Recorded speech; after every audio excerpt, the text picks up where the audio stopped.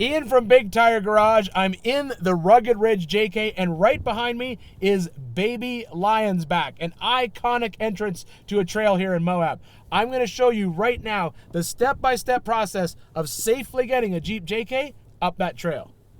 Step one, point the Jeep at the trail. Okay, we are now pointed at the trail. The truck is still in two-wheel drive, but I have already aired down to about 12 PSI. Step one, I'm going to put the truck in the neutral and shift it into 4-low. Dash tells me it's in 4-low. Electronic stability control is off, does it automatically. Now, I like to run a trail like this with only the rear axle locked on, and that's just because it's such a steep climb. I don't want to run the risk of one of the tires starting to spin. So I will engage the rear locker only, and we'll disconnect the sway bar. We're good to go. Pull it back. I'm going to put it all the way down into manual 1. So manual 1, 4-low, rear locker only.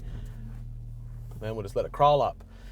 The key to this is we're just following the black lines on the rocks, and you want to have no wheel spin. So we're just going to give a little bit of gas and just let it crawl up.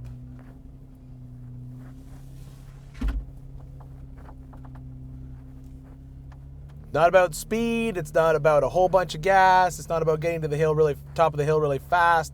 It's just about a smooth, steady pace. You're gonna lose sight of the trail a couple times, that's okay, just keep going straight.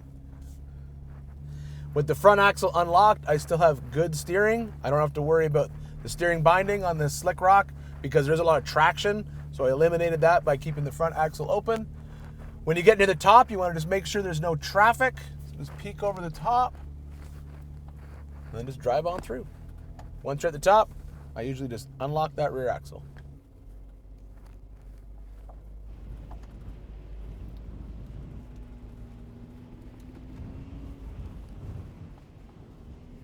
So now we're gonna descent.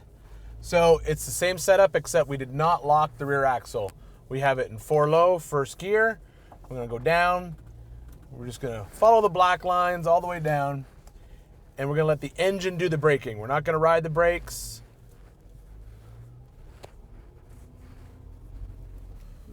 All right, first gear. When you're doing a big drop off like this, it's best to get squared up with the drop off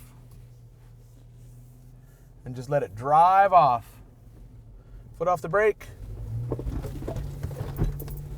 That way it drives straight down it. Depending on when you come to Moab, there's always going to be water in certain spots, depending on whether it's a wet spring or not. This is a quick little crossing here. It's nothing serious. This Jeep does have a XHD low mount snorkel. It raises the air intake up a little bit. Not that we needed it for that crossing because it was fairly shallow, but it's just nice to have. And that's it. Baby Lion's Back. That easy.